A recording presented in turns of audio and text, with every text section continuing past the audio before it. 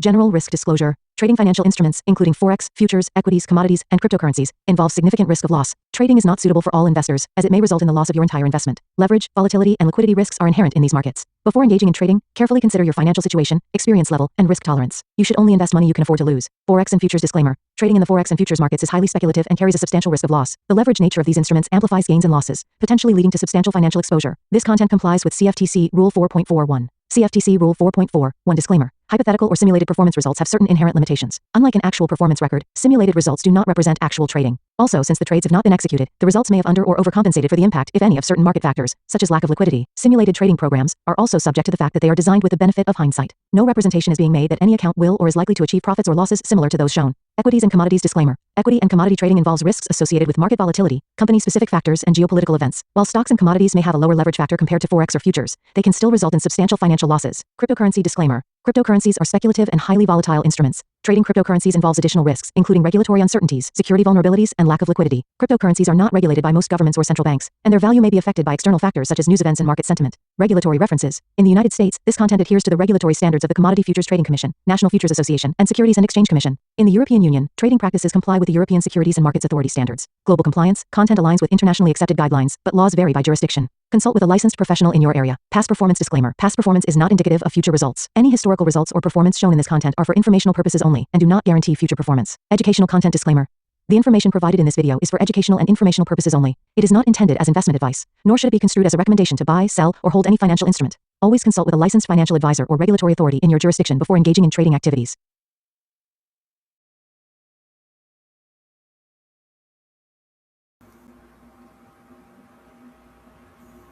Alright, let's do the work.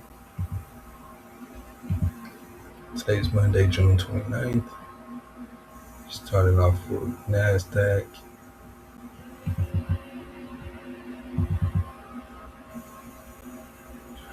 Very small new week opening gap. Rally. It's kind of stayed inside this initial balance all day. Market open. Refilled this new week opening gap. And rally created new highs. Closed above Friday's high and stayed above Friday's high. And we reached all the way to previous week's EQ. Looks like we didn't want previous week's low. Price rallied all overnight session. The market opened. The week open gap fill was textbook. And a great way to trap bears before the real move of the day. Take a look at the H1 on NASDAQ.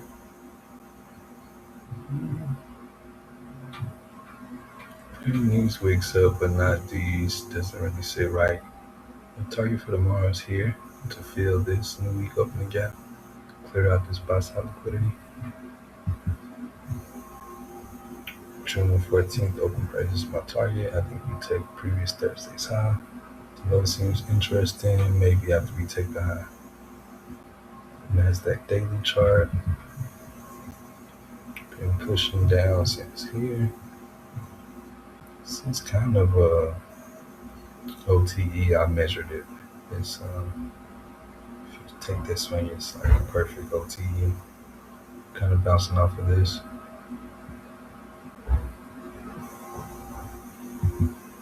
I would also watch this week tomorrow too.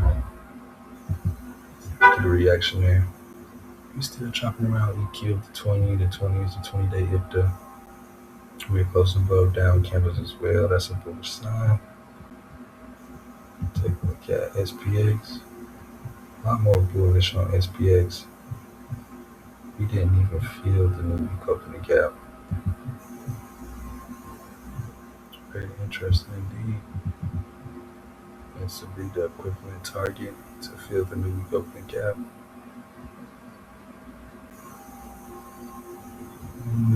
It's kind of an SMT vibe without having SMT.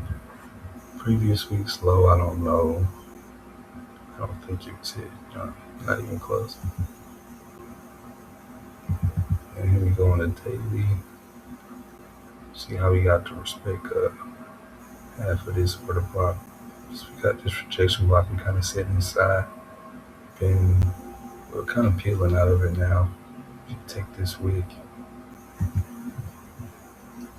Nice rejection from the daily order block. We want to see follow through.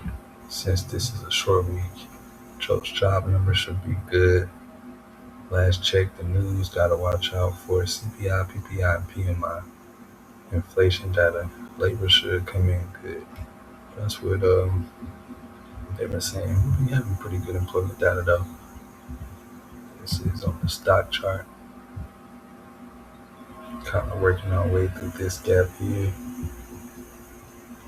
You spend some time filling this up. We already put down closed bodies through here, so this is balanced. This is a full imbalance here. Look at the respect of the EQ of this VI. Yeah, I like the respect, but it's not a big enough rejection to say reversal. And this is the same gap on QQQ, a lot bigger. Already at previous week's EQ. And then I think it's the same gap. 1, 2, 3, 4, yeah. I like we going for that gap. And I like how we bounced off the 200 right here. Same amount of days gap. Just the engagements. A little base hit here. Closing out here. That's good. This is a scratch, and this is the base hit here. Closing out here. This is a scratch as well. What did I do? By day, the first batch in, second trade, all executed according to plan. True. Followed the plan perfectly.